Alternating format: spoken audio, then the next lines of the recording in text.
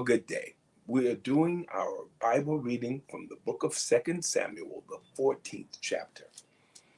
Now Joab, the son of Zeruiah, perceived that the king's heart was toward Absalom, and Joab sent to Tekoa and fetched thence a wise woman and said unto her, I pray thee feign thyself to be a mourner, and put on now mourning apparel, and anoint not thyself with oil, but be as a woman that had a long time mourned for the dead. And come to the king and speak on this manner unto him. So Joab put the words in her mouth.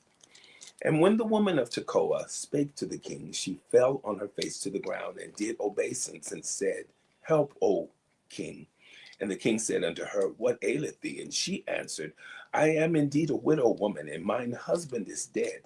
And thy handmaid had 2 sons, and they 2 strove together in the field, and there was none to part them. But the one smote the other and slew him. And behold, the whole family is risen against thine handmaid. And they said, Deliver him that smote his brother, that we may kill him for the life of his brother whom he slew. And we will destroy the heir also. And so they shall quench my coal which is left, and shall not leave to my husband neither name nor remainder upon the earth. And the king said unto the woman, Go to thine house, and I will give charge concerning thee. And the woman of Tekoa said unto the king, My lord, O king, the iniquity be on me and on my father's house, and the king and his throne be guiltless. And the king said, Whosoever saith aught unto thee, bring him to me, and he shall not touch thee any more. Then said she, I pray thee, let the king remember the Lord thy God, that thou wouldest not suffer the revengers of blood to destroy any more, lest they destroy my son. And he said, As the Lord liveth, there shall not one hair of thy son fall to the earth. Then the woman said, Let thine handmaid, I pray thee, speak one word unto my lord the king. And he said, Say on. And the woman said, Wherefore then hast thou thought such a thing against the people of God? For the king doth speak this thing as one which is faulty, in that the king doth not fetch home again his banished. For we must needs die, and are as water spilt on the ground, which cannot be gathered up again. Neither doth God respect any person, yet doth he devise means that his banished be not expelled from him.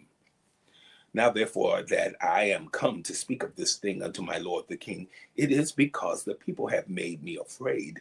And thy handmaid said, I will now speak unto the king. It may be that the king will perform the request of his handmaid. For the king will hear to deliver his handmaid out of the hand of the man that would destroy me and my son together out of the inheritance of God. Then thine handmaid said, The word of my lord the king shall now be comfortable, for as an angel of God, so is my lord the king to discern good and bad. Therefore the Lord thy God will be with thee. Then the king answered and said unto the woman, Hide not from me, I pray thee, the thing that I shall ask thee. And the woman said, Let my lord the king now speak. And the king said, Is not the hand of Joab with thee in all this?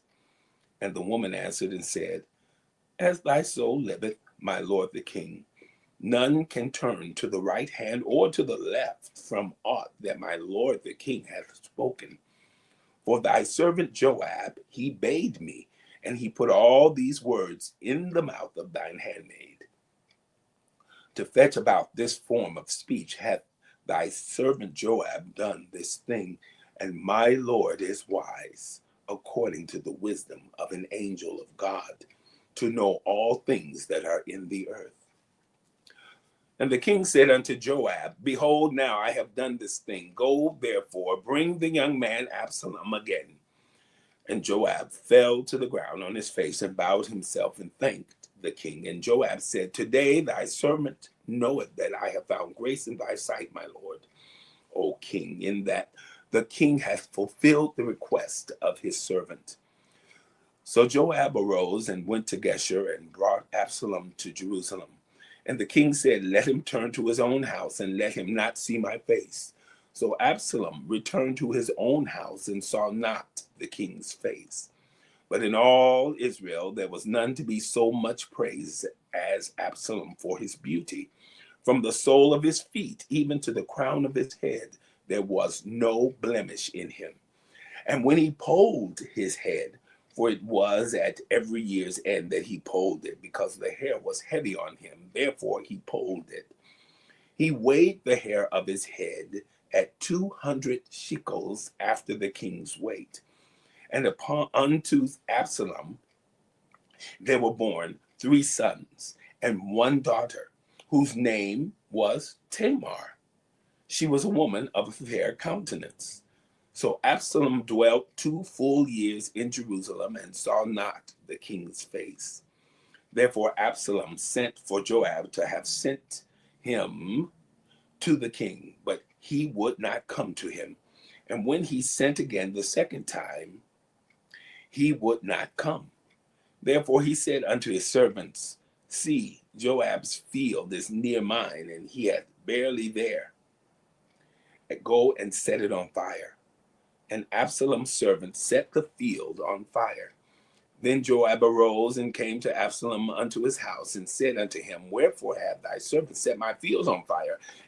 And Absalom answered Joab, behold, I sent unto thee, saying, come hither, that I may send thee to the king to say, whether am I come from Geshur? It had been good for me to have been there still. Now therefore let me see the king's face, and if there be any iniquity in me, let him kill me. So Joab came to the king and told him, and when he had called for Absalom, he came to the king and bowed himself on his face to the ground before the king. And the king kissed Absalom.